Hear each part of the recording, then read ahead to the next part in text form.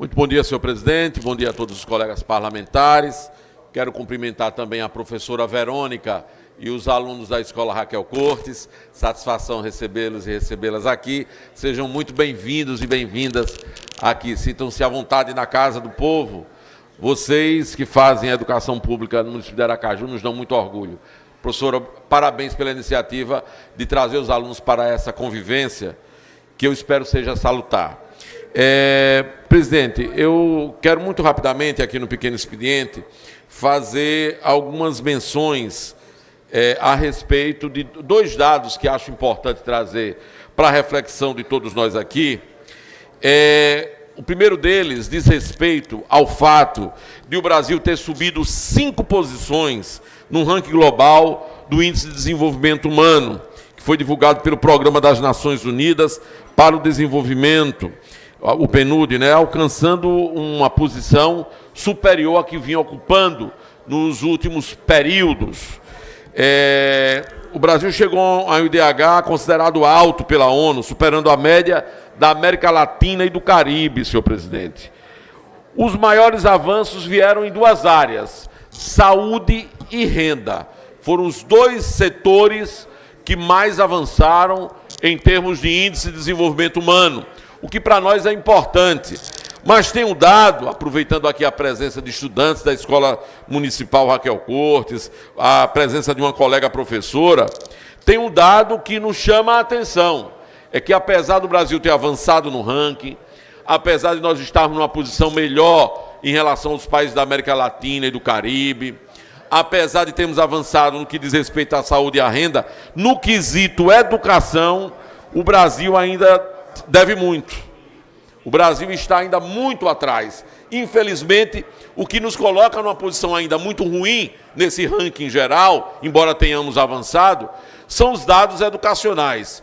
E isso tem que servir de desafio para todos os gestores do país, em âmbito federal, em âmbito estadual e também em âmbito municipal. Porque nós precisamos, mostra que nós precisamos avançar no quesito educacional. E isso implica em algumas questões.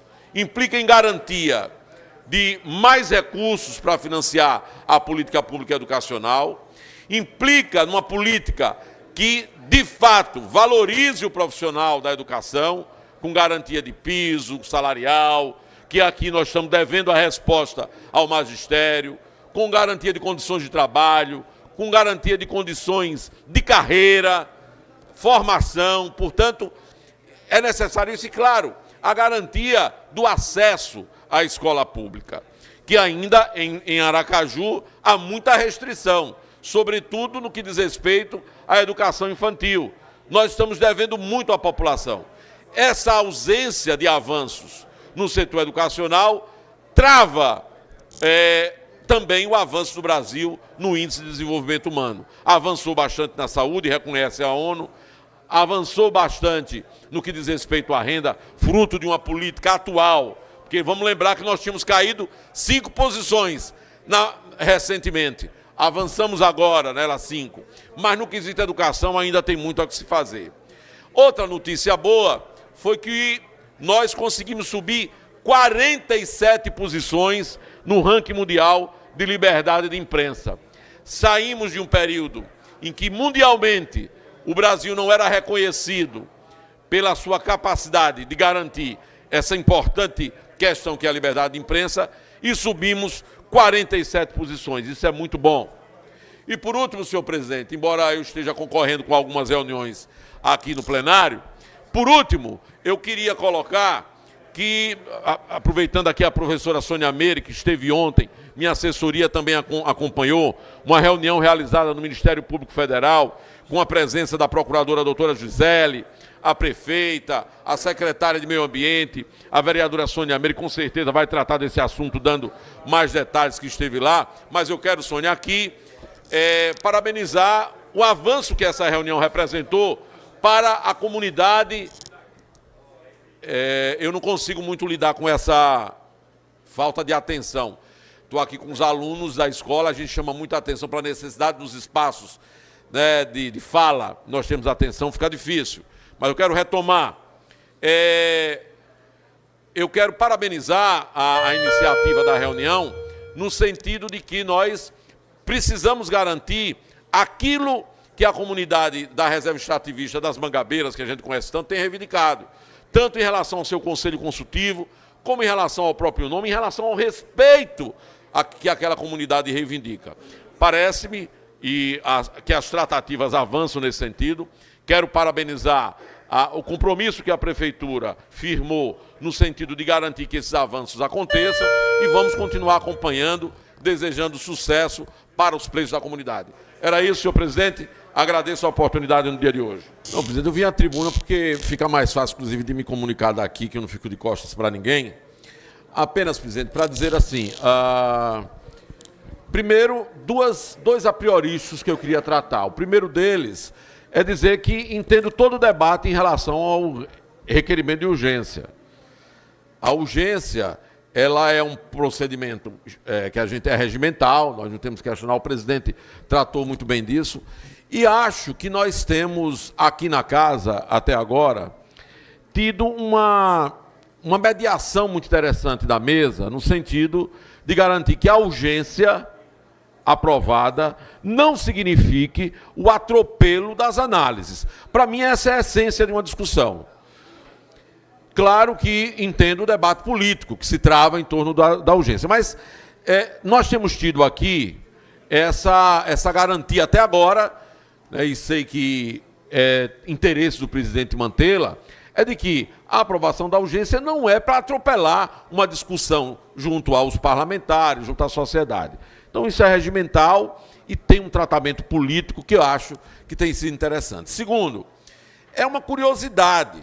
Acho que muito do debate que está acontecendo aqui, diante de uma afirmação que fez o vereador Isaac nos disse aqui textualmente que a prefeita Emília assegurou que não haverá negativa da parte dela em relação a esse projeto, caso ele seja aprovado. Ou seja, ela vai sancionar, né? Ela sancionará o projeto. Fica uma questão que, bem, o senhor, a prefeita Emília, todos nós aqui sabemos que há um questionamento e uma, digamos assim, divisão de posição em relação à prerrogativa de iniciativa do projeto. Por que ela não encaminhou, já que ela concorda? Por que não foi encaminhado pela prefeita, já que o interesse maior neste projeto de lei diz respeito ao executivo, que com certeza conseguirá recursos para administrar. É de interesse do executivo. É um questionamento, são duas preliminares. Mas, presidente, no que tange ao conteúdo do projeto, veja, esse projeto tem uma relação direta com uma discussão que já foi citada aqui, feita no Supremo Tribunal Federal, já com decisão. O Supremo avaliou e já decidiu que não é competência exclusiva da União administrar consórcios e sorteios. A União tem a competência legislativa, a prerrogativa exclusiva de competência legislativa. Só a União pode legislar sobre consórcios e sorteios. Mas os estados, e pela análise pelo menos é até onde eu acompanhei o debate lá atrás, por isso que disse que era intempestivo discutir isso hoje, porque tem algumas coisas que eu precisava retomar do que acompanhei desse debate. Estados, na verdade, como era uma ação direta de constitucionalidade contra uma lei de um estado, que era o Mato Grosso, a decisão foi sobre estado. Mas a análise do STF é de que os entes federados, eles têm competência administrativa sobre consórcios e sorteios. Ou seja, eles podem oferecer o serviço, desde que, aí é que está o pulo do gato, desde que estejam adstritos à regulamentação traçada pela União. Ou seja, não pode nenhum estado, nenhum município, nenhum ente federado criar consórcios, sorteios, tal, que não respeitem a normativa nacional. Aí é que está, aí onde reside minha dúvida, e razão pela qual, já vou aqui antecipando meu voto, eu vou me abster nessa primeira votação, porque eu quero analisar com muito cuidado o projeto de lei do vereador Isaac, já disse que não tenho nenhuma divergência a priorística em relação ao conteúdo, mas quero, vereador, fazer exatamente essa análise mais minudente sobre se a proposta está perfeitamente adequada ao que essa definição do STF já colocou. E aí, na sequência, votaria. O presidente não vai colocar para a segunda votação hoje. Na sequência, nós poderemos nos manifestar, porque tem uma carência aqui. Quando o Supremo Tribunal Federal disse, olha, a competência legislativa é exclusiva da União para esse tipo de coisa, mas a competência administrativa é partilhada com estados e municípios, era preciso que houvesse um conjunto de diretrizes fixados pela União para que isso acontecesse. Salvo engano, a própria decisão do Supremo já aponta para isso. Então é um terreno realmente ainda muito nebuloso, não é? Por isso que a gente precisa analisar com cuidado, com carinho. Não tenho nenhuma divergência de fundo em relação a isso. É uma prática usual, corriqueira. Se servir para ajudar ao município de Aracaju conseguir mais recursos, respeitadas as regras e normas nacionais, não vejo nenhum problema relativamente a isso. Tenho, inclusive, sugestões. Eu me lembro que quando já foi objeto de discussão nacional isso, os estados e os municípios, e aqui fica uma reivindicação, os estados e municípios vivem a todo tempo decretando a falência de suas previdências. Todo tempo.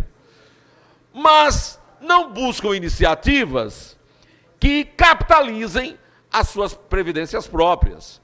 Nacionalmente já houve uma discussão muito profunda sobre o caminho que se poderia ter para capitalizar as previdências próprias dos entes federados, União, estados e municípios, através das lotarias. Através das lotarias. Eu participei desse debate lá atrás, desde a década de 90 que se discute, mas não sei se está incluído, pelo que a passagem de olhos que eu dei não está. Enfim, presidente, quero dizer que estamos diante de uma matéria que é uma matéria que já tem regulamentação nacional, é uma matéria que já tem decisão sobre o STF, e a gente precisa apenas estudá-la e ver como se posicionar. Como eu só tive acesso ao projeto de lei hoje de manhã, evidentemente não vou dizer que aprovo ou que reprovo, vou me abster, para na segunda votação, se for necessário apresentar emendas, dialogar com o vereador Isaac, com o executivo sobre elas, a gente apresentar no mais, mas agradecer a Vossa Excelência, inclusive pela mediação e garantindo que a gente possa ter um tempo a mais para apreciar, ver a necessidade de apresentação de emendas. Era isso.